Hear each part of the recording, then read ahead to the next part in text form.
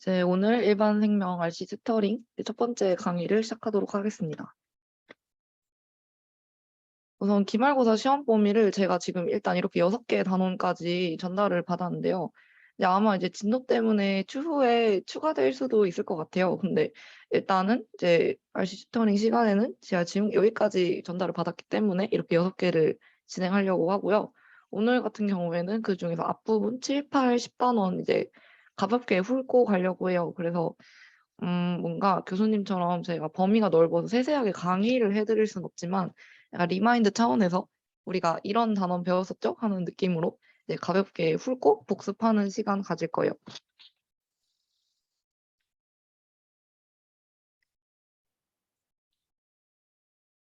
그래서 기말고사 팁을 조금 드리자면 이제 비슷한데요. 중간고사랑 이제 형태는 어차피 비슷한데 아마 PPT 정도만 이제 보셔도 이제 이 정도 수준의 지식만 가지면 충분할 것 같고요. 그리고 약간 수능에서 나오는 일반 생명과학 문제가 조금 있어요. 그래서 약간 뭐 가계도 문제라든지 뭐 이런 것들, 그리고 객관식이랑 단답형이 있죠. 그래서 문제 유형은 이미 중간고사 때 보셨으니까 이제 익숙하실 거라 생각을 합니다. 그리고 사실 되게 세세하고 조그만한 범위에서 많이 나와요. 그래 가지고 이제 좀 PPT를 좀 자세히 공부하는 게 조금 필요하고요.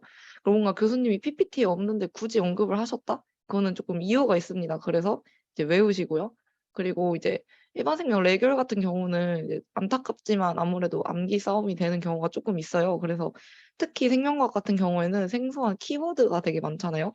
그래서 일단 뭔가 강조되어 있는 빨간색 뭐 색깔이 있는 단어, 약간 이런 거는 이제 무조건 이제 아는 게 기본이고요.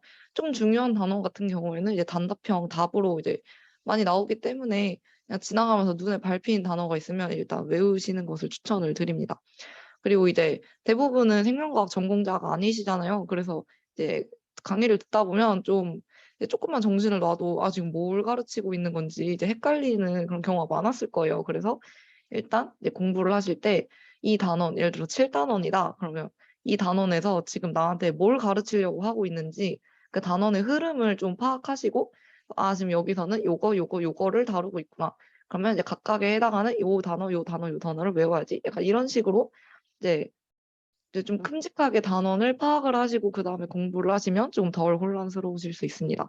그리고 마지막으로 이제 문제 풀 때 이제 객관식이 있잖아요. 근데 이제 중간고사를 풀어 봐서 아시겠지만 이제 선지가 되게 악독하게 4개 중에 뭐 틀린 거 고르시오 그러면은 이제 다 맞는 말인데 진짜 사소한 단어 하나 정도 싹 바꿔 가지고 그게 오답이고 약간 이런 게 있거든요. 그래서 그냥 객관식 문제를 풀 때 진짜 나노 단위로 자 단어 하나하나까지 막 '어 이거 맞나?'를 좀 의심해 가면서 일단 기본적으로 그 문장이 '틀린 점이 하나쯤은 있을 거다.'라고 의심을 하시고 선지를 읽고 푸시면 네 뭔가 좀 오답 걸러내기가 좀 수월하실 거예요. 그래서 절대 대충 훑고 찍지 않기. 그러니까 최대한 이제 꼼꼼하게 읽고 이제 사소한 오답을 체크하는 거가 이제 객관식 풀 때 되게 필요한 능력인 것 같아요. 네. 그리고 여기 써 놓진 않았는데 약간 저희가 여기 객관식 있잖아요. 그래서 영어 줄글을 시험 시간에도 줄줄줄 읽고 풀어야 돼요. 그래서 인제 막 PPT도 그렇게 생겨 있지만 되게 뭐라 하지? 영어로 된 긴 글을 봤을 때 약간 집중력을 잃지 않고 당황하지 않는 연습. 그래서 시험 보실 때 준비를 하실 때 이제 PPT에 있는 글을 그래도 한 번쯤은 그래도 정독을 좀 해 가면서 공부를 하시는 것을 추천을 드립니다. 그래서 오늘 볼 첫 번째 단원으로 이제 7 단원을 먼저 보면서 시작할 거예요. 이제 7 단원은 광합성에 대해서 다루고 있는 단원인데요. 이제 크게 흐름을 보면 이렇게 4 가지를 가르치고 있어요. 그래서 우선 광합성이라는 게 뭔지 베이직 컨셉을 먼저 가르쳐 주고 계시고 그다음에 이 광합성이라는 과정이 사실 두 파트로 나뉘잖아요. 그래서 첫 번째인 그 광반응 라이트 리액션 보고 또 그 두 번째인 켈빈 회로 보고 이렇게 각각을 이제 소개를 한 다음에 마지막으로 이게 좀 광합성의 좀 예외편으로 이제 시포식물의 사례 이렇게 4 가지를 가르쳐 주고 이 단원이 끝납니다. 그럼 이제 각각을 같이 볼 거예요. 우선 이제 광합성 같은 경우에는 이제 CO2를 사용해 가지고 이제 산소를 내뱉는 그런 과정이고 이제 뭔가 화학 에너지, 빛 에너지를 화학 에너지로 이제 바꿔서 이제 필요한 양분을 얻는 그런 과정입니다. 그래서 이런 광합성이 일어나는 장소는 바로 클로로플라스트라고 하는 엽록체예요, 엽록체. 엽록체의 기본적인 구조를 이제 알고 들어가셔야 되는데 이제 이중막 구조로 되어 있고 그리고 안에 이 초록색 동전같이 생긴 것들 이게 뭐 틸라코이드라고 하는데 얘네가 줄줄이 이제 쌓여 있죠. 그래서 여기 되게 빨간 단어 벌써부터 많이 보이시죠? 이 단어가 이제 각각이 뭘 의미하는지 정도는 아셔야 됩니다. 그럴 수 있어요. 막 엽록체에 대한 설명 중에 막 옳은 것을 모두 모르시고 모르는 식으로 할 수도 있으니까 일단은 이런 것들 한번 보시고요. 근데 이제 이게 앞서 설명드린 클로로플라스트에서 광합성이 이제 일어날 건데 이제 뭐가 필요한 재료고 그 결과 생성되는 게 뭔지 이 반응물과 생성물 관계 정도는 이제 잘 아셔야 되고요. 그리고 이제 파란색 단어로 써 있듯이 이 광합성은 크게 두 가지 파트로 이제 나뉜다고 했습니다. 첫 번째는 광반응. 그래서 광반응을 통해서 일단 빛을 이제 가져와요. 빛을 가져와서 그 결과 이제 생성물로서 이제 ATP랑 NADPH라고 하는 애들을 이제 얻는데 여기서 얻은 ATP랑 NADPH를 가지고 두 번째 켈빈 사이클을 돌리죠. 그래서 첫 번째 라인 리액션은 빛을 이용해서 필요한 재료를 얻는 과정이고요. 그 켈빈 사이클은 그 빛을 통해서 얻은 이 재료들로 진짜 필요한 포도당을 만들어내는 과정이에요. 그래서 이렇게 두 가지로 이제 이루어져 있습니다.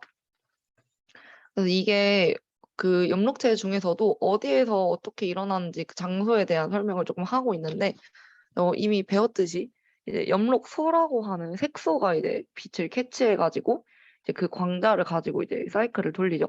그래서 여기서 중요한 거는 이제 클로로필 A라고 하는 엽록소에도 약간 여러 가지 타입이 있는데 그중에서 클로로필 A가 가장 이제 핵심적인 역할을 하는 애들이고 그 외에 같은 엽록소지만 B인 애들 그리고 카르티노이드 이런 애들은 뭐 직접적으로 이제 이런 광자를 이제 활성화시키는 역할을 하진 않고 이제 안테나 색소로서 이제 빛 에너지를 모아주는 역할을 한다고 했습니다. 그래서 클로로필 B랑 A를 헷갈리시면 안 돼요. A가 무조건 이제 본격적으로 이제 전자를 가지고 노는 애는 A고, 클로로필 B는 카로티노이드와 함께 그냥 이제 빛을 모아오는 역할을 하는 안테나입니다. 그래서 A가 중요하다라는 거를 여기서 짚고 넘어가시고, 그래서 이렇게 돼 있죠. 관계가 2가 있고 1이 있어요. 근데 이제 악독하게도 관계 2가 이제 먼저 빛 에너지를 캐치해오는 애고 그 다음에 이제 2가 1으로 보내는 거예요. 그래서 관계 2가 빛을 먼저 받고 얻은 전자를 관계 1으로 전달. 그래서 1, 2 순서가 아니라 2, 1 순서라는 거를 여기서 캐치를 하시고 여기서 이제 빛을 흡수한 다음에 관계 1에서 그 결과 여기서 물이 쪼개져요. 그 빛 에너지를 가지고. 그래서 이 과정에서 이제 산소가 이제 방출이 되기 때문에 광합성 결과 산소가 나온다라고 하는 거고요. 그리고 이제 이렇게 관계 2에서 쏘아보낸 전자가 이제 관계 1으로 이제 전달이 되죠. 그래서 이 관계 1에서 이제 NADPH라고 하는 나중에 켈빈 회로에서 쓸 애를 만듭니다. 그래서 관계 그 첫 번째인 관계 2에서 산소가 생기고 관계 1에서 이제 NADPH가 생긴다. 그래서 전자를 이제 전달하는 과정을 통해서 이렇게 ATP와 이제 NADPH라고 하는 중요한 두 가지 부산물을 얻습니다. 그리고 그 에너지원이 빛이기 때문에 얘를 광반응, 라이트 리액션이라고 부르고요. 그래서 이제 이렇게 광 반응이 일어나는 장소는 이제 틸라코이드 막이에요. 그 엽록체 안에 있는 이 초록 색깔 동전의 막 그 껍데기에서 일어나는데 막 구조를 보면 이제 이 그림과 같고요. 약간 이렇게 이 초록색으로 이루어진 이거를 포토 시스템이라고 해요. 광계. 그래서 여기서 빛을 얻어서 이제 전달을 하고 이제 걔네끼리 이제 전자를 가지고 놀면서 NADPH랑 ATP를 만들죠. 그리고 그 과정에서 이제 틸라코이드 막 안팎에 그 수소이온 농도 기울기를 형성을 해요. 일부러 H 플러스를 안으로 억지로 더 이제 들여옵니다. 그럼 이제 많아진 H 플러스가 이제 ATP 효소를 통해서 밖으로 이제 확산되어서 이제 뿜어져 나올 때 이제 그때 ATP가 하나씩 생기는 약간 그런 느낌으로. 그래서 이 틸라코이드 막을 통해서도 이제 광반응 과정에서 이제 H 플러스 그레디언트, 그러니까 수소이온의 농도 기울기가 생기고 있다라고 이제 여기서 이제 중요하게 알려주고 있습니다. 여기까지 하면은 이제 광반응 끝. 그리고 이제 광반응에서 저희가 ATP랑 NADPH를 얻었고 이제 그걸 이용해서 포도당을 만들어야 되는데 이제 그 사이클을 저희가 켈빈 사이클이라고 부른다고 이제 배웠습니다. 그래서 이제 CO2가 이제 캡처돼서 이제 들어오는데 이게 CO2는 탄소 하나짜리잖아요. 그 얘가 이제 엽록체 안에 들어오면 얘를 기다리고 있던 RUBP라고 하는 탄소 5개짜리 얘가 들어오길 기다리고 있다가 6개가 되어서 셋셋으로 쪼개지죠. 그래서 여기서 중요한 거는 이제 G3P라고 하는 그러니까 탄소가 들어왔을 때 그 G3P라고 하는 탄소 3개짜리 단위체가 되어서 이제 지금부터 3개씩의 단위체로 이제 움직인다. 그래서 그 과정에서 이제 G3P가 이제 2개 모여서 나중에 이제 육각형 모양의 이제 글루코스가 되죠. 그래서 켈빈 사이클에서 발생하는 이 분자들의 이름과 그 결과 생성물로서 생기는 글루코스, 그리고 거기에 필요한 재료인 NADPH랑 ATP, 그러니까 이렇게 필요한 요소, 재료, 그 결과물 이렇게를 이게 짚고 넘어가시면 이제 될 것 같고요. 그리고 여기서 되게 중요한 게 이제 CO2가 처음 들어왔을 때 RUBP라고 하는 오탄당이랑 이제 합쳐졌다가 셋셋으로 쪼개지잖아요. 근데 이 CO2를 RUBP랑 합치는 역할을 하는 그런 효소가 있어요. 그 효소의 이름을 저희가 루비스코라고 부르는데 그 루비스코 효소의 그 중요한 점에 대해서 저희가 이 단원 마지막에서 짧게 볼 거예요.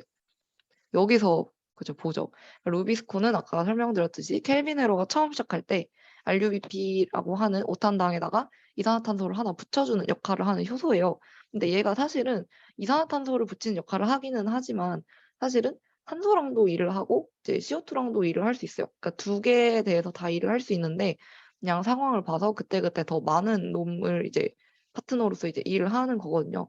근데 그러다 보니까 이제 사막이나 이런 좀 열악한 좀 극단적인 환경에 있는 애들 같은 경우에는 몸속에 CO2 대신 O2가 좀 더 많은 경우가 있어요. 그래서 이러면 이제 루비스코가 CO2를 갖다 붙여야 이제 포도당을 만들 사이클을 돌릴 수 있는데 자꾸 O2를 쓰려고 하니까 되게 문제가 되거든요. 그래서 정확한 원리와 이런 기자까지는 여러분이 막 제대로 이해하실 필요는 없지만 그래서 이런 막 O2와 CO2 사이 농도 약간 이런 거에 의한 광합성 켈빈 회로 그러니까 유지를 하기 위해서 특정 식물들은 이제 C4라고 하는 이제 그런 분류에 속한다.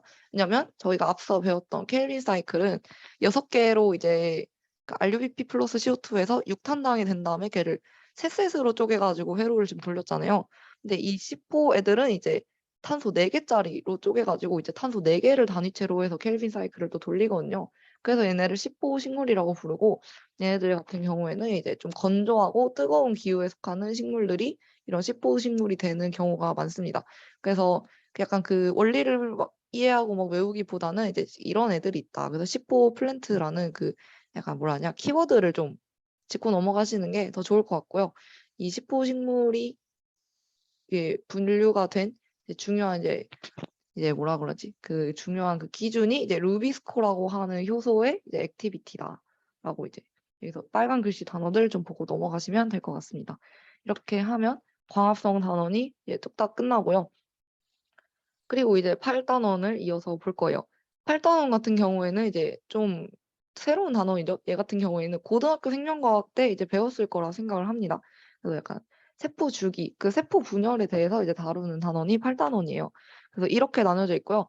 첫 번째는 세포 분열에 대한 베이직 컨셉을 다룰 거예요. 그래서 일단 분열하기 전에 뭐 염색태조 복제를 하고요. 그리고 셀 사이클이라고 하는 어떤 주기가 계속 돌아가면서 일어나는 거잖아요. 그래서 이러한 베이직 개념을 이제 짚고 그리고 그다음에 또 세포 분열의 종류에 2가지가 있어요. 첫 번째는 이제 마이토시스, 체세포 분열이라고 하는 게 있어요. 그리고 2번째는 메이오시스라고 하는 생식세포 분열이 있어요. 둘이 비슷한데 조금 다르죠. 그래서 각각에 대해서 볼 건데 체세포 분열을 배우면서 이 과정을 먼저 배우고 그리고 그에 관련된 예시로서 이제 암에 대해서 볼 거예요. 그리고 생식세포 분열을 보면서 역시 걔의 프로세스 그 과정을 먼저 보고 그다음에 이제 지네틱 베리에이션 어떻게 유전적 다양성이 이제 생성이 되는지 생식세포 분열의 예시로서 조금 볼 거예요. 그리고 마지막으로 이제 4번째에서 단원을 마무리해서 이런 세포 분열이 잘 일어나면 참 좋겠는데 가끔씩 이제 약간 정상적이지 않게 일어나는 경우 이럴 때는 문제가 생기겠죠. 잘 안 일어났을 때 어떤 문제가 생길 수 있는지를 짚으면서 이제 8단원이 끝나게 됩니다. 그래서 앞에부터 같이 볼 거예요. 그래서 이제 세포가 이제 분열을 함으로써 이제 수를 늘리고 이제 뭔가 번식을 하는데 이제 한 세포에서 비롯된 다른 세포는 이제 동일한 유전적 구성을 갖고 있겠죠. 그래서 뭔가 번식의 개념을 여기서 짚고 있고요. 그리고 이제 번식의 방법에도 이제 2가지가 있어요. asexual reproduction은 무성 생식이고요. sexual reproduction은 그냥 그 유성 생식이에요. 그러니까 asexual 같은 경우에는 무성이니까 성별이 없어요. 그냥 똑같은 세포를 그냥 계속 복제해 가면서 그냥 만들어가는 번식 과정이 이제 무성생식. 그리고 섹슈얼 리프로덕션 같은 경우에는 생殖세포 2개, 그러니까 뭔가 난자와 정자라든지 이런 반식 유전 정보를 가진 서로 다른 2개가 합쳐져 가지고 온전한 한 개체를 이루는 그런 번식 방법을 이제 유성생식이라고 하죠. 그래서 여기서는 메이오시스라고 하는 생殖세포 분열이 되게 중요합니다. 그래서 여기까지가 뭔가 세포 분열을 통한 리프로덕션의 개념. 그리고 그 과정에서 이제 셀 사이클이라고 하는 세포 주기를 통해서 세포 분열이 이제 통제가 되는데, 그 과정에서 이제 유전자가 이제 복제가 돼야 되잖아요. 그래서 이게 되게 중요한데, 이 오른쪽에 있는 크로모솜 복제라고 하는 게 여기 분열을 앞서서 이제 되게 중요하게 다뤄질 이벤트입니다. 그래서 원래는 이제 하나인데, 이제 세포 분열을 앞두게 되면은, 이제 논아가 져야 되니까, 똑같은 애를 2개로 이제 복제를 했다가, 이 복제는 이 2개의 염색체 기둥을 하나하나씩 논아 가지면서 이제 세포 분열이 끝나죠. 그래서 세포 분열의 결과 생기는 그 세포는 자기의 그 엄마 세포랑 이제 동일한 유전적 구성을 결과적으로 갖게 되는 거예요. 그래서 세포 분열에 앞서서 일시적으로 이제 염색체 수를 2배로 불리는 그런 카피 이벤트가 일어난다. 그게 여기서 되게 중요한 이벤트입니다. 그래서 이게 언제나 이제 그냥 필요할 때 막 일어나는 게 아니고 세포 주기라고 하는 그런 어떤 조절된 프로세스가 이제 반복되면서 이제 조절이 되는 건데, 이제 이런 주기를 저희가 아주 쉽게 세포 주기라고 하고요. 그거를 셀 사이클이라고 해요. 그래서 셀 사이클에 크게 4개가 있죠. 처음은 이제 그 G1 페이즈. G1 페이즈는 그냥 세포가 잘 자라는 주기예요. 그리고 이제 뭔가 복제에 필요한 물질 같은 걸 이제 좀 합성을 하고, 그리고 이제 S 페이즈가 이제 염색체가 이제 2개가 되는 과정. S 페이지에서 이제 크로모솜 duplication이 일어나고, 그리고 G2에서 이제 복제가 잘 일어났으면 이제 복제에 필요한 다른 재료들을 본격적으로 더 만들고, 그러고 나서 G2까지 해서 잘 생성이 됐으면 이제 M기에 들어가서 이제 분열이 일어나죠. 그래서 이렇게 4가지 프로세스로 구성이 되는데, 그중에서도 본격적으로 갈라지는 M기 말고 G1S, G2 같은 경우에는 인터페이즈라고 하는 간기라고 부르는 이제 어떤 페이지로 저희가 묶어서 칭하고요. 그 간기는 뭔가 분열을 준비하는 과정의 느낌이에요. G1S, G2는 통째로 인터페이즈라고 분리를 하고, 이제 그 다음에 M기에 들어가게 되는 거죠. M기는 이제 본격적으로 이제 인터페이즈 동안에 잘 필요한 물질을 다 갖췄으니까 본격적으로 이제 부서지는 그런 단계. 그래서 우선 체세포 분열부터 볼 건데요. 체세포 분열이 생식세포 분열보다 쉬우니까요. 그래서 체세포 분열 같은 경우에는 M기가 다음과 같이 구성이 되어 있습니다. 일단 첫 번째로 인터페이즈 동안 이제 앞서서 이제 G1S, G2를 거쳐서 큰다고 했고요. 그 다음에 이제 두 번째 그림에 이제 프로페이즈부터 해서 이제 시작이 되는 거예요. 프로페이즈는 이제 뭐 크로모솜 이제 응축이 되고 이제 뭐 방주사가 나오고 뭐 이런 것들. 그다음에 이제 메타페이즈 가운데로 이제 쪼개지기 쉽게 정렬이 되고, 그다음에 아나페이즈 슬슬 쪼개지고 있고, 그리고 텔로페이즈 다 쪼개졌고 막판에 이제 본격적으로 세포가 완전 이제 2개가 되는 과정. 이렇게 해서 이제 프로, 메타, 아나, 텔로 이렇게 4개로 이제 M기를 이제 분류를 할 수 있어요. 그리고 텔로페이즈 같은 경우에는 이제 부서질 거 다 부서지고 이제 본격적으로 이제 세포 질이 이렇게 나뉘어지잖아요. 그 과정을 저희가 사이토키네시스라고 부른다고 합니다. 이런 영어 단어를 조금 암기를 하시는 게 도움이 될 것 같고요. 그리고 이 과정에서 되게 중요한 역할을 하는 게 마이토틱 스핀들이라고 하는, 한국어로 하면 방추사였죠. 그래서 왜냐면 방추사가 염색체에 붙어가지고 양옆으로 이제 찢어야 하니까 이 마이토틱 스핀들이라고 하는 애의 존재를 여기서 다시금 상기시키고 있고, 그리고 또 이제 마지막에 최종적으로 세포가 쪼개지는 그 과정, 텔로페이즈 뒷부분에서 일어나는 그 사이토키네시스가 또 동물 세포랑 식물 세포가 조금 다르게 일어난다고 했습니다. 잘 아시겠지만 애니멀 셀 같은 경우에는 이제 밖에서 안으로 이렇게 말아들어져 가면서 약간 풍선 강아지 만들듯이 이렇게 말아져 들어가면서 이제 세포질이 뚝 떨어지는데, 이제 플랜트 셀 같은 경우에는 이제 세포 벽이 있으니까 딱딱해 가지고 그렇게 뽀시기는 좀 어렵고, 안에서 밖으로 안에서 새로운 세포판이 이렇게 형성이 돼서 점점 밖으로 확장이 돼 가면서 이렇게 세포가 이렇게 2개로 쪼개진다. 동물 세포는 밖에서 안으로 이제 클리베지. 근데 이제 플랜트 셀은 안에서 밖으로 이렇게 셀 플레이트를 이제 만들어 가서 이제 파티션을 만드는 거죠. 2 공간 사이에. 그런 식으로 이제 세포가 쪼개진다. 2개의 차이를 저희가 짚었었습니다. 그래서 이게 참 세세포 분열 과정이 항상 이렇게 딱 필요할 때만 일어나면 참 좋을 텐데 가끔 고장이 날 수가 있어요. 그 고장의 대표적인 예시로 저희가 캔서를 배웠습니다. 왜냐면 캔서는 어떤 질병이냐면 세포 분열이 꼭 필요할 때만 일어나야 되는데 안 그러면 세포가 자꾸자꾸 늘어나서 이제 혹이 되고 종양이 될 거잖아요. 근데 이제 세포가 이제 분열하라는 신호도 없었는데 이미 통제 능력을 상실해서 막 수를 막 불리는 경우, 그게 바로 암입니다. 그래서 대부분 이제 뭔가 약간 셀 사이클을 조절하는 그런 유전자의 어떤 변이가 발생했기 때문에 일어나는 질병이고, 그리고 얘 같은 경우에는 그 세포가 무작위로 계속 늘어나니까 어떻게 되겠어요? 쌓이겠죠. 그래서 이제 튜머라고 하는 종양이 됩니다. 근데 이제 그 종양도 저희가 두 개의 종류가 있다고 잘 이제 의학 드라마에서 많이 봐서 아시겠죠? 이제 막 비나인 튜머라고 해가지고 그냥 뭐 막 그렇게까지 막 나쁜 종양, 그러니까 종양은 물론 나쁘지만 큰 문제 없는 느낌. 그냥 그 자리에 그냥 좀 뭐가 달렸을 뿐, 그냥 그런 문제가 있는 애는 아닌 애를 저희가 비나인 튜머라고 하고, 근데 이제 저희가 본격적으로 나쁜 암이라고 규정을 하는 거는 이제 말리그넌트 튜머라고 하는 악성 종양이 생겼을 때를 저희가 암이라고 규정을 해요. 왜냐면 말리그넌트 튜머 같은 경우에는 이제 그 자리에서만 뭉쳐 있으면 참 좋을 텐데 이제 혈관을 타고 다른 데로 여기저기로 퍼지려고 하기 때문이죠. 그래서 이게 퍼지는 습성을 가진 종양은 악성 종양, 그리고 이런 악성 종양을 가진 경우가 이제 캔서라고 합니다. 그래서 뭔가 체세포 분열의 과정이 통제되지 않은 예시로서 이제 캔서라고 하는 예시를 이 슬라이드에서 보여주고 있어요. 그리고 이제 두 번째, 세포 분열의 두 번째 그 예시를 두 번째로 저희가 생식세포 분열이라고 하는 거를 다룰 거예요. 앞서 다룬 건 체세포 분열이었어요. 그래서 하나의 세포가 유전자 수를 이제 두 배로 늘렸다가 네, 두 개로 쪼개 가져서 그냥 똑같은 세포가 두 개가 되는 과정. 근데 메이오시스는 다르죠. 얘 같은 경우에는 이제 두 번에 걸쳐서 쪼개진 다음에 전체 염색체 수의 절반밖에 갖지 않는 그런 정자와 난자 같은 생식세포를 만드는 과정이라고 했고요. 이 과정에서 그래서 뭔가 염색체가 이제 그래서 정렬하는 방법도 조금 다르죠. 그래서 뒤에서 좀 더 자세히 볼 거예요. 그래서 이제 생식세포 분열이 필요한 이유가 이건데요. 뭔가 인간의 정자와 난자를 만들기 위해서죠. 그래서 왼쪽 그림을 보시면 이제 메이오시스를 통해서 우리 몸에서 각각 에그셀과 스펌셀이라고 하는 생식세포를 만들고, 그러니까 염색체 수가 절반밖에 없는. 그럼 이제 나중에 얘네 지금 각각 지금 절반밖에 없으니까 둘이 만나서 합쳐지면 온전한 염색체 수를 다 갖게 되겠죠. 그래서 두 개가 합쳐져서 수정이 되면 그게 fertilization, 그리고 수정이 된 애가 이제 잘 크면 이제 저희와 같은 개체가 됩니다.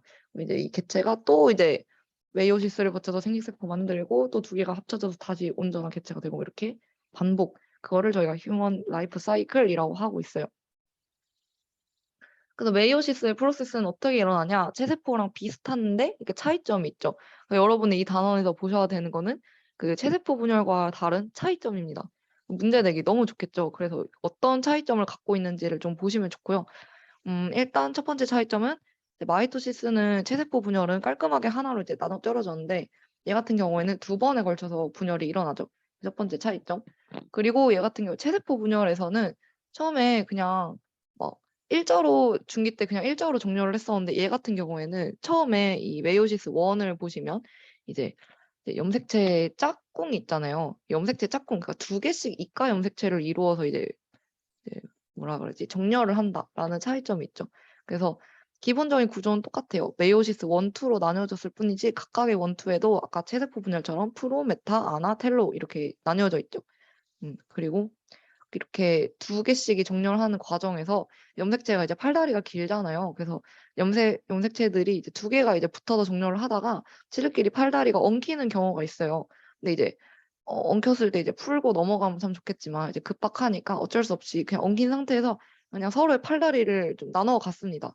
그 이 정렬 과정에서 이렇게 팔다리를 나눠 갖고 염색체가 조금 모양이 이제 섞이는 과정을 저희가 크로싱 오버, 교차라고 해요. 그래서 이런 이벤트가 발생하기 때문에 이제 후에서 다루겠지만 생식세포가 가질 수 있는 염색체의 그런 유전적 다양성이 좀 더 이게 늘어나는 그런 부분이 없잖아 있습니다. 그래서 제가 말했듯이 이 단원에서 중요한 핵심은 요거라고 했어요. 마이토시스랑 메이오시스가 두 개가 뭐가 똑같고 뭐가 다른지를 여러분이 잘 알고 넘어가셔야 돼요. 그리고 중요한 거는 메이오시스의 결과물이 마이토시스의 결과물이랑 다르다는 거. 그래서 헷갈릴 수 있는데 여기서는 되게 이 뭐라 그러지? 헷갈릴 수 있지만 이 둘의 차이점 그리고 플러스 이제 생성된 세포 결과물이 어떻게 다른지를 보시면 좋습니다. 그래서 제가 이 페이지 정말 중요하다고 다시 강조를 드립니다. 여기 꼭꼭꼭꼭 이제 그림을 보시면서 여기는 조금 이해를 해 주셔야 돼요. 문제를 내기 너무 좋은 페이지이기 때문에. 그리고 이제 번외편을 볼 거예요. 이제 뭔가 인간이 염색체 뭔가 뭐라 하지? 유전적 다양성이 엄청 많잖아요. 막 세상에 막 도플갱어 만나기 쉽지 않듯이 이러한 유전자 유전자의 다양성이 어떻게 이렇게까지 다양한 경우의 수가 어떻게 이렇게 늘어날 수 있느냐? 바로 이 메이오시스 생식세포 분열 과정에서 일어날 수 있는 그런 다양한 경우의 수의 그 뭐지? 그 다양한 경우의 수의 요인들 때문인데 우선 첫 번째로는 그냥 애초에 기본적으로 만들어질 수 있는 생식세포의 이제 결과물이 경우의 수가 엄청 다양합니다. 약간 저희가 이제 메이오시스 과정에서 상동 염색체끼리 이렇게 이가 염색체를 이루어서 정렬이 된다고 했는데 엄청 경우의 수가 많잖아요. 좌우가 이렇게도 설 수 있고 저렇게도 설 수 있고. 근데 어떻게 서느냐에 따라서 그 결과 쪼개져서 생기는 생식세포의 구성도 달라지겠죠. 그래서 이러한 과정에서 첫 번째로 이제 경우의 수가 엄청 확보가 되는데 심지어 플러스 여기서 교차까지 일어나니까 교차가 제가 아까 말했듯이 이렇게 염색체가 두 개씩 이렇게 정렬하는 과정에서 서로의 팔다리가 길어서 이렇게 뒤엉키면은 어쩔 수 없이 급하니까 그냥 서로 팔다리를 나눠 갖게 된다고 했습니다. 그러면 기존에 있지 않았던 새로운 구성의 염색체가 되어서 그 상태에서 쪼개지는 거잖아요. 그래서 이런 교차 이벤트까지 일어나게 되면 그 결과 생기는 그런 생식세포의 경우의 수가 이제 더 이제 증가하게 되는 거죠. 그렇습니다.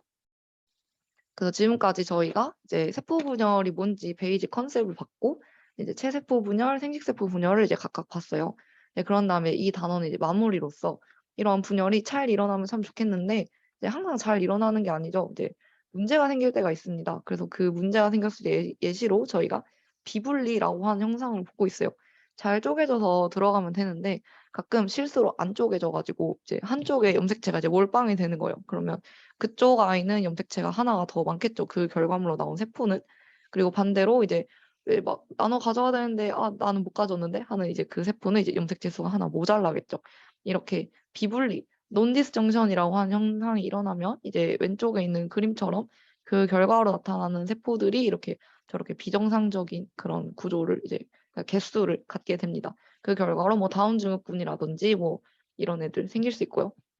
그리고 이제 또 메이오시스 과정에서 비분리가 어디에서 일어나느냐에 따라서 또 결과가 조금 달라져요. 막 메이오시스 1, 2가 있잖아요.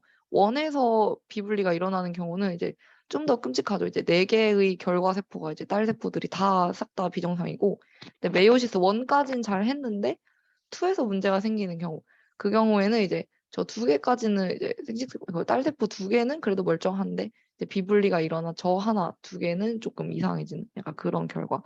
그래서 이것도 뭔가 시험 문제 때 뭔가 수능형 문제 형식으로 해서 뭔가 나왔던 것 같아요. 그래서 뭔가 이렇게 결과물로 이제 세포가 이렇게 나왔는데 이 결과물을 보고 이게 메이오시스 1 에서 비분리가 일어나서 생긴 애들인지 아니면 2 에서 비분리가 생겨서 일어난 애들인지 네 이거 정도는 이거 그림 보고 쪼끔 외워가면 맞출 수 있을 것 같아요. 그래서 여기까지 보시면 이제 우리가 세포 분열이라고 하는 이벤트에 대해서 이제 뭔가 배웠습니다. 그리고 이제 10 단원은 이제 또 다른 단원이에요. 이제 10 단원은 뭔가 DNA라고 하는 유전적 구성에 대해서 저희가 배웠던 그런 단원이죠. 그래서 이 10 단원에서 저희가 DNA에 대해서 뭘 배웠냐? 크게 이렇게 5 가지 챕터로 쪼개져서 저희가 배웠었습니다. 우선 첫 번째로 DNA의 구조에 대해서 저희가 배웠었고요. 그리고 두 번째로 DNA replication이라고 하는 그런 복제 이벤트에 대해서 이제 배울 거고 그리고 이제 세 번째, 네 번째에서 이제 저희가 이제 DNA가 결국 발현이 된다라고 하는 거는 이제 품고 있다가 발현이 된다고 하는 거는 결국에 DNA 정보를 읽어서 그에 맞는 단백질을 만들어내는 과정이 결국엔 유전 정보의 발현인데 그래서 그 발현의 과정이 DNA에서 RNA 그리고 RNA에서 프로틴 이렇게 두 개로 쪼개져서 일어나거든요. 그래서 각각의 과정을 이제 좀 자세히 보고 그리고 이제 마지막으로 이제 DNA랑 껍데기밖에 없는 가장 그 기본적인 구성체인 이제 바이러스를 통해서 이제 좀 더 이제 정리를 할 겁니다. 그래서 이렇게 5 가지 페이지로 이제 10 단원이 이제 이루어질 거예요. 그래서 우선 DNA의 구조에 대해서 저희가 배웠죠. 뭔가 이제 염색체 아니 염색체래. 염기서열을 통해서 이제 염기서열 그 순서를 통해서 저희가 뭔가 어떤 정보를 담고 있는지를 약간 코딩하고 있는 약간 그런 구조가 DNA고요. 그 DNA의 더블 헬릭스 구조를 이게 누가 이제 발견을 했는지 막 왓슨이랑 크릭이 발견했다고 했고요. 그 DNA 기본적인 구조는 이제 잘 알고 계실 거라 믿습니다. 당인산이라고 하는 그런 백본으로 이루어져 있고 그 사이사이 가운데에 이제 여러 가지 염기들이 그 베이스들이 이제 뭐 ACTG가 이제 번갈아 가면서 이제 쏙쏙쏙 들어있는 그런 구조죠.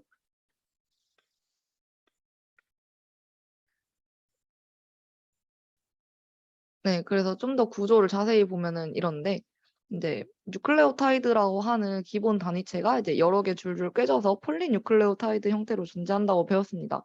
그리고 거기에 이제 올 수 있는 염기로 4 개가 있다고 배웠고요. 그리고 이제 그 뉴클레오타이드의 그 성분인 당, 인산, 염기 중에 이제 당과 인산은 이제 백본 바깥에 있는 그 구조체 역할을 하는 거고 베이스가 이제 정보의 역할을 한다라고 배우셨을 겁니다. 그 오른쪽을 보시면 또 유전 물질의 종류로도 두 가지가 있어요. 한 글자 차이죠. DNA랑 또 RNA가 있다고 배웠습니다. 이 둘의 차이는 차이점이 두 개가 있는데 첫 번째는 그 백본으로서 쓰는 그 당의 종류가 조금 달라요. 약간 DNA는 디옥시리보스라고 해서 리보스 당에 산소가 이제 하나 없는. 근데 이제 RNA 같은 경우에는 그냥 리보스, 그러니까 산소가 이제 DNA에서 쓰는 당보다 산소가 더 많은. 그래서 이제 RNA랑 DNA가 일단 당의 종류에서 이제 차이점을 갖고요. 또 이제 두 번째로 쓰는 염기의 종류도 달라요. DNA는 뭐 AGC, T를 쓰는데 RNA는 T 대신에 이제 유라실이라고 하는 다른 종류의 염기를 씁니다. 그 이유까지 여러분이 아실 필요는 없고 이렇게 RNA랑 DNA는 쓰는 당의 종류가 다르고 염기의 종류도 T 대신 U를 쓴다 뭐 이런 차이점이 있다 정도. DNA와 RNA의 그 차이점에 대해서 여러분이 잘 알고 계시면 이거 객관식 내기 너무 좋은 문제인 것 같지 않습니까? 그래서 여기를 좀 뭔가 차이점을 언급하고 있다 그러면 좀 유심히 보셨으면 좋겠어요. 음.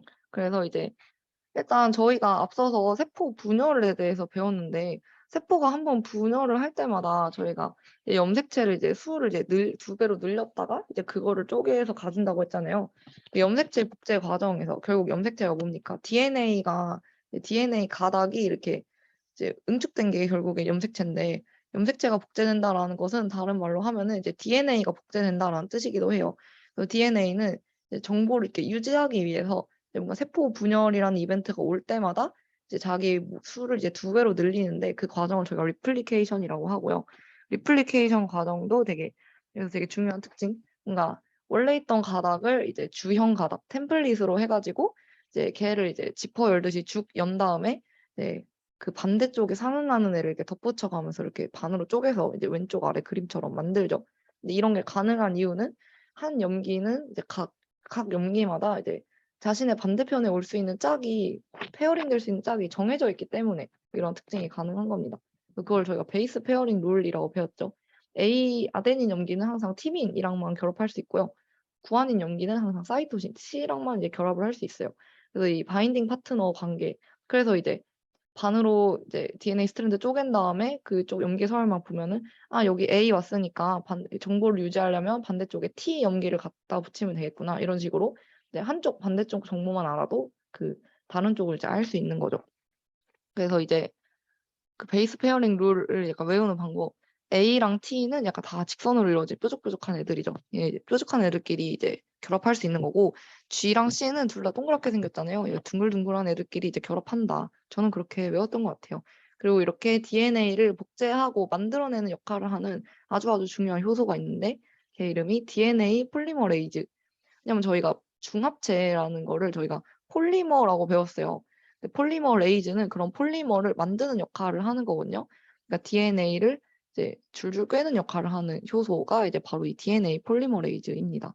그리고 또 오른쪽 같은 경우에 보시면 또 DNA의 합성이 이제 한쪽 끝에서 이게 일어나는 게 아니에요. 왜냐면 DNA가 엄청 길거든요. 어느 세월에 그걸 다 합니까? 그래서 이렇게 버블 모양으로 이제 중간중간을 이제 툭툭 뚫어 가지고 이제 그 구멍에서 이제 양쪽 방향으로 이제 확장을 하는 거예요. 그래서 양쪽 방향으로 지퍼 열듯이 쭉 확장을 하다 보면 언젠가 이제 둘이 마주치겠죠. 그래서 한 번에 여러 군데에서 이 오리진 오브 리플리케이션 버블이 터지면서 이제 양방향으로 리플리케이션의 확장이 이루어지는 그러한 방식으로 이제 복제가 이루어집니다. 양방향으로 이제 보스 다이렉션이라고 파란 글씨로 또 써 있죠. 양방향으로 이루어진다. 그래서 이렇게 해서 DNA 복제를 통해서 이제 DNA 정보를 저희가 유지를 하는데 사실 갖고만 있으면 이제 똥이 되잖아요. 써야겠죠. 이제 DNA가 가진 유전 정보는 결국에 언젠가 발현이 돼야 하는데 제가 앞에서 말씀을 드렸듯이 DNA가 발현되는 과정은 결국엔 프로테인이라고 하는 산물을 만들기 위한 과정이라고 했습니다. 그래서 DNA에서 결국은 프로틴을 만들어내는 게 최종 목표인데요. 근데 이제 DNA에서 바로 프로테인을 만드는 게 아니에요. 중간에 RNA라고 하는 분자를 거칩니다. 그래서 저희 이 왼쪽 아래에 작게 있는 저 그림 있죠? 이 그림이 사실 되게 중요한 그림인데요. 이 그림을 이제 DNA에서 RNA로 그리고 RNA에서 폴리페파이드라고 하는 단백질로 이렇게 정보가 이렇게 흘러서 발현되는 과정을 저희가 이 플로우를 저희가 센트럴 도그마라고 원래 하는데 이게 저희 때는 되게 중요한 용어로서 교수님이 언급을 하셨는데 이제 이번 여러분은 어떤지 모르겠습니다. 아무튼 되게 중요하고요. 그러니까 비유를 하자면 약간 이런 느낌이에요. DNA는 약간 만약에 저희가 어떤 엄청 중요한 파피루스 고대 문서 연구를 할 거예요. 근데 이제 DNA가 이제 그 원서인 겁니다. 원본. 근데 원본을 막 갖다가 쓰고 하면은 저희가 연구할 때 막 책 계속 막 들여다볼 거고 막 페이지도 휙휙 넘기고 할 건데 그 과정에서 훼손이 될 수 있잖아요. 원서가 훼손되면 어떡합니까? 그래서 이제 원서를 갖다 쓰지 않고 꼭 필요한 페이지만 저희가 복사를 해서 사본을 만드는 거예요. 사본을 프린트해서 그 사본을 가지고 저희가 연구를 하는 거죠. 그래서 약간 DNA는 원본.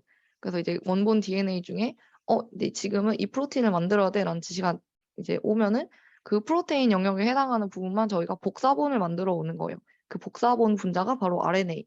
그 RNA가 이제 나와 가지고 막 DNA에서 필요한 부분만 추출해서 이제 RNA가 이제 갖고 나오면 그 RNA를 누군가가 읽고 그에 상응하는 프로테인을 이제 만드는 거예요.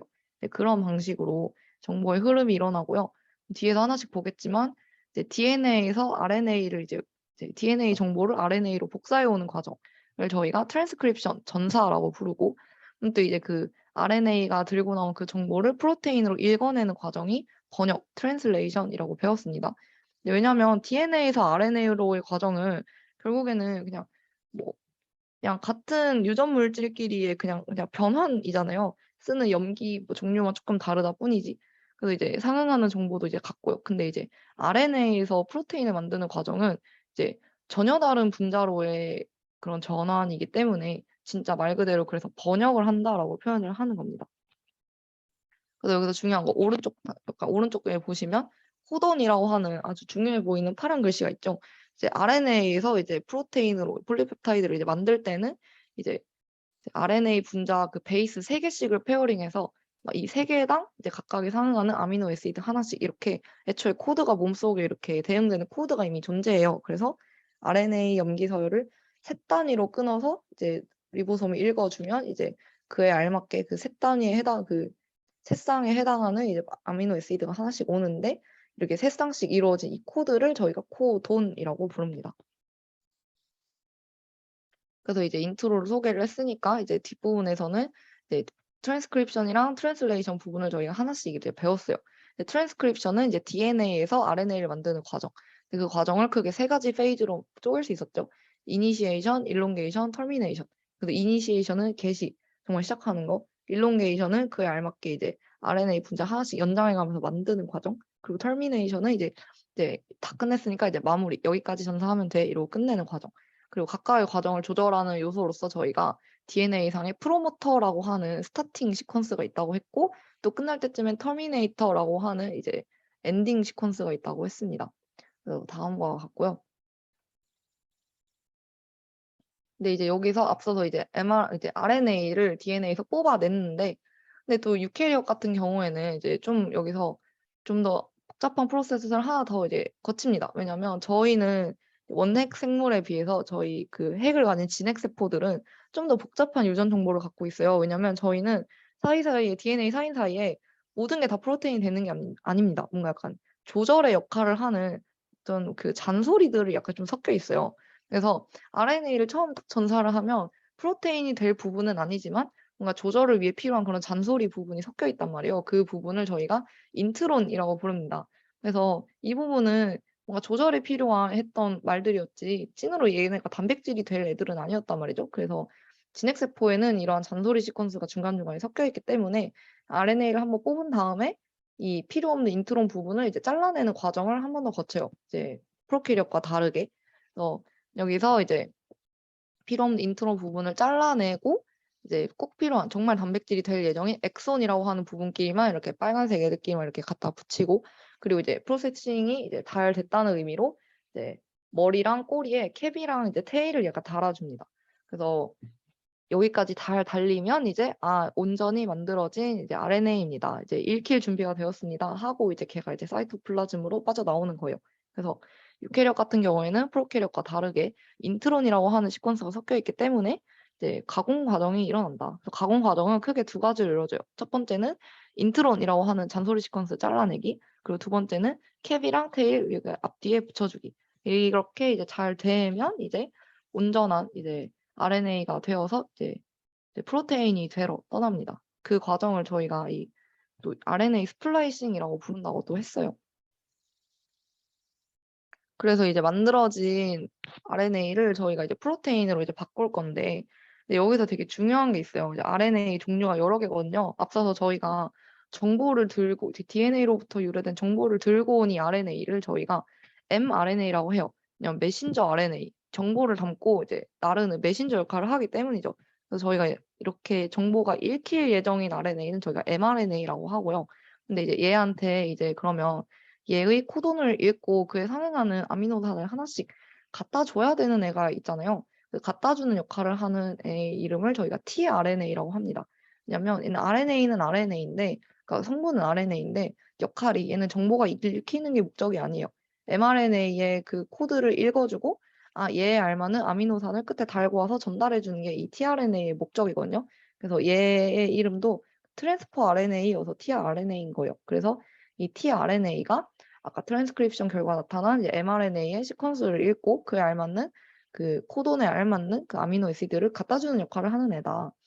그래서 얘도 mRNA에 있는 코드를 읽어야 되잖아요. 그래서 tRNA도 그 읽을 수 있는 부분을 갖고 있는데 그 부분을 저희가 안티코돈이라고 해요. 왜냐하면 얘네가 필요한 그 약간 애들을 읽는 방법 자체가 막 걔네의 상부적인 염기 서열을 읽고 내가 갖고 있는 서열이랑 꼭 맞네. 그러면 내가 여기 가 가지고 이거 전달해 줘야지. 이렇게 가는 애들이어서 이제 얘네가 갖고 있는 코도는 얘네 그 tRNA가 갖고 있는 코드는 mRNA에 자기 읽을 예정인 그 부분에 얘가 반대되는 염기 서열을 갖고 있어요. 그래서 뭐 원래 읽힐 예정인 코돈에 반대다 해서 이제 tRNA가 갖고 있는 거는 안티코돈. 그래서 이제 tRNA가 이렇게 갖고 오고요. 근데 이렇게 tRNA가 갖고 올 건데 이런 트랜슬레이션이라고 하는 과정이 일어날 장소가 필요해요. 일어날 장소를 제공해 준 역할을 하는 게 바로 저희 세포 소기관 중 하나인 리보솜입니다. 리보솜 같은 경우에는 단위체가 이제 두 개로 이제 쪼개져 있다가 작은 리보솜이랑 큰 리보솜 이렇게 두 가지 덩어리로 이렇게 쪼개져 있다가 이제 트랜슬레이션이 일어날 때가 되면 이제 합쳐져 가지고 이제 역할을 하게 되는데요. 이 리보솜이 이 트랜슬레이션 이벤트가 일어나는 장소를 제공하는 역할을 합니다. 그 과정을 이제 오른쪽 아래 그림과 같다고 배웠죠. 그래서 이제 코돈 읽고 이제 그에 알맞게 이제 갖다 주면은 한 칸씩 옮겨가면서 이제 줄줄이 구슬을 꿰서 만들고 이렇게 하면 이제 리보솜에서 tRNA에 의해 이제 mRNA가 읽히면서 이제 폴리펩타이드가 만들어집니다. 그래서 이렇게 DNA로부터 유래된 정보가 RNA를 거쳐서 이제 폴리펩타이드가 됩니다. 그래서 프로테인으로서 이제 발현이 되는 거죠. 지금까지 보면은 이제 유전 정보가 발현되는 과정을 본 거예요. 근데 이제 유전 정보가 잘 보존되고 문제없이 일어나면 참 좋을 텐데 이제 아닌 경우가 있죠. 항상 모든 단원의 마지막에는 그게 잘 일어나지 않는 경우를 다루고 있습니다. 그래서 가끔 정보에 변이가 일어나는 경우가 있어요. 그걸 저희가 뮤테이션이라고 하고요. 뮤테이션에는 이제 크게 여러 가지 유형이 있어요. 일단 방법 자체에는 세 개가 있어요. substitution, 그러니까 교체. 그러니까 한 염기가 다른 염기로 이제 바뀌는 거예요. 그러니까 A가 와야 되는데 그 자리에 G가 온다든지 막 이런 거고요. 그리고 이제 두 번째로는 인설션이라고 해서 하나가 끼워져 들어오는 경우가 있어요. 근데 아니면 또 반대도 있어요. 세 번째로 이제 딜리션이라고 해 가지고 없어지는 경우도 있어요. 그래서 이렇게 막 하나가 다른 하나로 바뀌거나 아니면 하나가 낄끼하거나 빠빠하거나 이렇게 3가지 유형으로 이제 뮤테이션이 일어날 수 있고요. 그리고 또 뮤테이션의 결과에 따라서도 그걸 2개로 분류할 수 있어요. 미센스라고 하는 게 있고요. 넌센스라는 게 있는데, 이제 미센스 같은 경우에는 이제 뭔가 염기가 만약에 바뀌었어요. 바뀌었는데, 그래서 그것 때문에 이제 원래 코돈이 이제 3개씩 단위로 이제 읽히는데 하나가 바뀌어 버리니까 다른 아미노 애시드로 이제 치환이 된 거예요. 그런 결과의 뮤테이션을 저희가 미스센스라고 하고요. 넌센스 같은 경우에는 염기가 만약에 치환이 돼서 만약에 바뀌었는데 하필 바뀌고 나니까 그 바뀐 코돈이 막 스탑 코돈이 된 거예요. 그래서 더 만들어져야 되는데 스탑 코돈으로 바뀌어 버리는 바람에 그냥 거기서 트랜슬레이션이 끝나 버리는 경우. 그래서 결과에 따라서 아미노 애시드 하나가 바뀌는 뮤테이션이 미센스가 있고, 아니면 막 바뀌었더니 그게 하필 스탑 사인이어서 거기서 그냥 트랜슬레이션이 멈춰 버리는 그런 넌센스 뮤테이션, 이렇게 2가지가 있다. 그리고 또 아까 제가 얘기를 했듯이 이게 3개씩 단위체로 이제 코돈이 읽히는데, 만약에 딜리션이나 인설션이 일어나면은 원래 3개씩 정보가 이렇게 있는데 그것 때문에 그 3개씩의 프레임이 이게 일그러질 거잖아요. 하나씩 정보가 밀리거나 하나씩 빠지겠죠. 그래서 이제 이러한 경우 정말 재앙적이게도 이제 프레임 시프트라고 하는 결과가 이제 발생을 하게 됩니다. 뭔가 읽혔어야 하는 틀이 통째로 이제 시프트가 돼 버린 거죠. 그래서 이 뮤테이션이 뭔가 최악의 경우의 수. 그렇다고 합니다. 이렇게 뮤테이션까지 잘 봤어요. 그리고 이제 이 단원의 마지막으로 이제 바이러스를 보고 있는데, 왜냐하면 이제 바이러스가 딱 프로테인 껍데기랑 이제 자기 몸속에 있는 유전 정보 이렇게 2가지만 갖고 있는 굉장히 기본적인 단위체이기 때문에 뭔가 그런 DNA와 RNA의 그런 모습을 보기 되게 좋아요. 그래서 아마 이 단원 마지막에 소개를 하고 있는 것 같습니다. 그래서 왼쪽에는 박테리아래. 바이러스가 누군지 소개를 해주고 있고요. 근데 이런 다양한 바이러스들 중에서도 숙주를 하필 박테리아, 그러니까 세균을 숙주로 하는 바이러스가 있는데, 그러한 바이러스를 저희가 박테리오파지라고 부릅니다. 그러니까 박테리아에 기생하는 바이러스라는 뜻이에요. 그리고 이제 그러니까 바이러스의 경우에는 생활사가 2가지로 나뉘는데, 라이틱 사이클이 있고 리소제닉 사이클이 있습니다. 그래서 이 2개를 헷갈리지 않는 게 중요하고요. 뭔가 이제 바이러스 같은 경우에는 세상에 존재하는 목적이 뭐냐면, 그냥 자기가 갖고 있는 이 유전 정보가 이 세상에서 없어지지 않고 그냥 잘 유지가 되는 게 얘네의 목적이에요. 그냥 자기의 수가 늘어나는 거. 그래서 일단 그냥 자기 DNA가 세상에 존재하면은 바이러스는 그걸로 자기 임무를 다 하는 애거든요. 그래서 생활사가 이제 때에 따라서 이게 2가지로 나뉘는데, 첫 번째는 라이틱 사이클, 왼쪽이에요. 그러니까 막 숙주 세포, 그러니까 여기서는 박테리오파지니까 박테리아인데, 박테리아 안에 얘가 들어옵니다. 들어와서 살고 있었는데 보니까 뭔가 숙주의 상태가 좀 메롱인 거예요. 뭔가 좀 있으면 좀 죽을 것 같고 막 상태가 좀 건강이 안 좋아 보이는 거죠. 근데 만약에 숙주가 죽어버리면 자기도 그럼 같이 죽을 거 아니에요. 그래서 이런 경우에는 안 되겠다, 새로 나가야겠다 해서 이제 숙주가 갖고 있는 그런 DNA 리플리케이션 과정 및 그런 트랜슬레이션, 트랜스크립션 그 과정을 이용해서 자신의 갖고 있는 유전 정보를 이제 발현시킨 다음에 자기를 만들 수 있는 재료를 이제 만드는 거죠. 막 껍데기라든지 그 풀물 DNA라든지 이런 거를 만들고, 이제 나중에 잘 이제 갖춰지면은 이제 숙주 세포를 터뜨리고 나옵니다. 그래서 새로운 숙주를 찾아 떠나죠. 이게 첫 번째 라이틱 사이클. 그리고 리소제닉 사이클, 오른쪽 같은 경우에는 숙주 세포 몸속에 들어와서 살고 있어요. 근데 뭐 막상 살아보니까 나쁘지 않은 것 같은 거예요. 그래서 그냥 얘랑 그냥 평생 같이 가도 되겠다. 그래서 이제 문제를 일으키지 않고 숙주세포에도 그냥 같이 어차피 난 DNA만 유지되면 되는데 얘 몸속에 잘 남아있으면 될 것 같은데 하고 이제 숙주랑 이제 평화롭게 같이 몸속에 섞여 들어가서 사는 이 과정을 저희가 리소제닉 사이클이라고 합니다. 그럼 이제 잘 있다 보면 숙주세포가 이제 자기 DNA, 자기가 세포 분열하려고 DNA 복제할 때 바이러스 것까지 구분 못하고 같이 복제를 해준단 말이죠. 그럼 이제 바이러스 입장에서는 이것도 나쁘지 않은데? 그래서 이런 경우에는 리소제닉 사이클을 선택해서 합니다. 그래서 바이러스가 이렇게 2가지 사이클을 이제 선택해서 할 수 있다고 우리가 같이 배웠어요. 또 바이러스가 또 동물 바이러스도 있고 식물 바이러스도 있어요. 이거 같은 경우에는 뭔가 여러분이 이 파란 글씨이긴 하지만 막 이제 독감, 플루, 에이즈 이런 종류를 좀 열거해서 외우실 필요까지는 없고, 이게 막 식물도 이제 바이러스를 가질 수 있다. 그래서 식물이랑 이제 동물 각각 작용하는 바이러스들이 있고요. 그리고 이제 동물 바이러스 중에서도 이제 동물 바이러스는 또 종류가 또 2개가 있는데요. 이제 물론 식물도 그렇지만, 근데 이제 바이러스 중에 안에 유전 물질로서 DNA를 쓰는 바이러스가 있고요. RNA를 쓰는 바이러스가 있어요. 수업 중에 잘 배우셨죠? 그래서 DNA 바이러스랑 RNA 바이러스가 각각의 종류가 다른데 이제 RNA 바이러스 같은 경우에는 이제 그중에 일부가 약간 그 자신이 갖고 있는 RNA를 이제 DNA로 다시 거꾸로 DNA를 만들어서 이제 거기서 다시 갖다 쓰는 역할을 하는 그런 식으로 이제 자신의 생활사를 이어나가는 그런 케이스가 있어요. 이런 애들을 저희가 레트로 바이러스라고 하고요. 네. 이런 애들이 취하는 이 RNA에서 DNA를 거꾸로 만들어내서 다시 유전 정보를 이제 발현시키는 그런 형태를 저희가 리버스 트랜스크립션이라고 합니다. 왜냐하면 트랜스크립션은 DNA에서 RNA 전사체를 뽑아내는 과정이었잖아요. 근데 이러한 바이러스들 같은 경우에는 거꾸로 자기가 갖고 있는 RNA에서 DNA를 만들어 가지고 이제 쓰기 때문에 트랜스크립션의 그 반대 버전이다라고 해서 저희가 그 과정을 리버스 트랜스크립션이라고 하고 이런 역할을 하는 특수한 효소를 저희가 리버스 트랜스크립테이즈라고 부릅니다. 그래서 애니멀 바이러스에 DNA랑 이제 RNA 바이러스가 있는데 RNA 바이러스 중에서도 레트로 바이러스라고 하는 애들은 이런 리버스 트랜스크립션을 거쳐서 자신의 유전 정보를 이제 보존을 한다라고 하고 있습니다. 그리고 이제 여기서 그거를 소개했으니 오른쪽에서는 이제 정말 마지막 예시인데 이제 바이러스 특히 레트로 바이러스 예시 중에 하나로 이제 에이즈를 일으키는 HIV 바이러스가 있어요.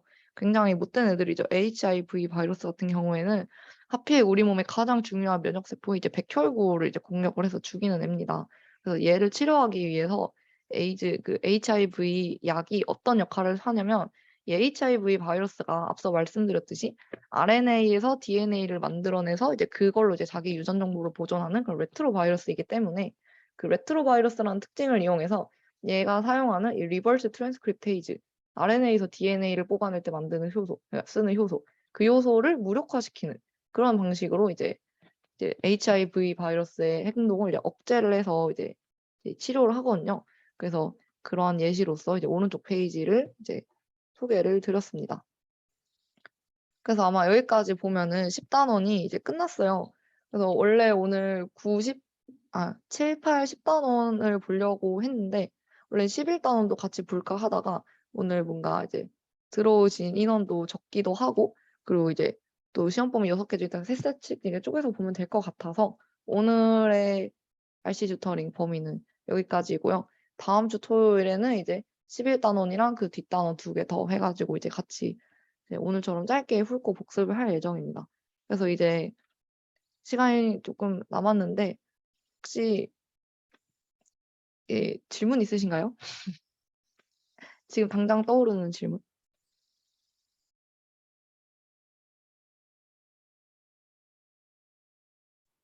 네, 따로 질문이 있으시면 언제든지 이제 추가적으로 이제 컨택을 하셔서 질문을 하셔도 되고요. 다음 시간에 오셔서 하셔도 됩니다. 그래서 오늘 RC 튜터링 일반 생명과학 레귤러는 이제 이렇게 3단원 보는 걸로 이제 마무리를 하도록 하겠습니다.